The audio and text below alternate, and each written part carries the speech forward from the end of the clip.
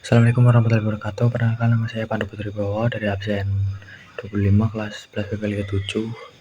Kini saya akan menjelaskan modul 4. Yield adalah perintah dalam blade yang digunakan untuk menetapkan array di mana konten dari subtemplate akan dimasukkan ke dalam template induk. Dengan kata lain, yield memungkinkan untuk menentukan di mana konten dari subtemplate akan ditempatkan dalam template utama.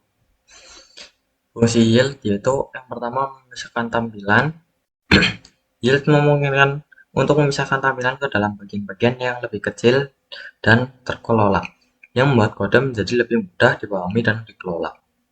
Yang kedua, reusable template.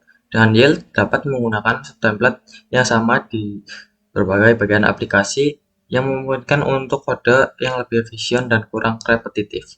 Yang ketiga, inheritance. Yield bekerja secara efisien dengan konsep inheritance di blade, di mana dapat membuat template induk dan mengisi konten spesifik di dalam menggunakan yield dari template anak. Kemudian include adalah cara untuk menyertakan konten dari suatu file blade ke dalam blade lainnya. Ini memungkinkan untuk menggunakan bagian-bagian kecil dari kode yang dapat digunakan kembali di berbagai bagian aplikasi. Fungsi include yaitu yang pertama, reusable component. Include memungkinkan untuk membuat komponen yang dapat digunakan kembali di seluruh aplikasi, misalnya header, footer, sidebar, atau bagian-bagian kecil lainnya dari tata letak halaman. Yang kedua, separation of concurrence.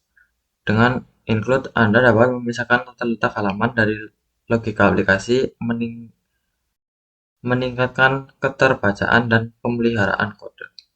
Yang ketiga, modularisasi. Dengan menyatakan komponen-komponen ke dalam tata letak halaman, dapat mengorganisasi kode menjadi modul-modul yang lebih kecil dan terkelola dengan baik. Kemudian fungsi routers.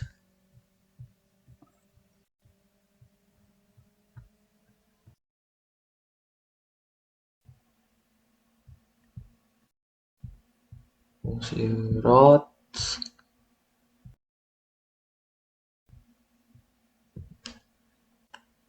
yaitu routes digunakan untuk menentukan bagaimana aplikasi melengkapi permintaan HTTP tertentu. Ini termasuk menentukan URL yang sedang dengan tindakan atau fungsi tertentu dalam controller, serta menentukan jenis permintaan HTTP yang diharapkan, get, post, put, delete, dan lain-lain. Yang kedua, menghubungkan URL dengan controller. Routes kemungkinan Anda untuk menghubungkan URL dengan tindakan-tindakan yang ada di dalam controller. Ketika permintaan HTTP masuk ke URL tertentu, Laravel akan menentukan tindakan yang sesuai di dalam controller dan menjalankannya. Yang ketiga, menangani logika aplikasi. Routes memungkinkan untuk menentukan logika aplikasi yang akan dijalankan ketika permintaan HTTP tertentu diterima. Ini bisa termasuk mengambil atau menyimpan data dari data atau ke basis data, memproses formulir, atau menjalankan tindakan-tindakan lainnya untuk memenuhi permintaan pengguna. Yang terakhir, memisahkan dan mengelola kode. Dengan menentukan routes, dapat memisahkan definisi root dari logika aplikasi inti Anda yang membantu dalam pemeliharaan dan manajemen kode yang lebih baik. Sekian dari saya. Wassalamualaikum warahmatullahi wabarakatuh.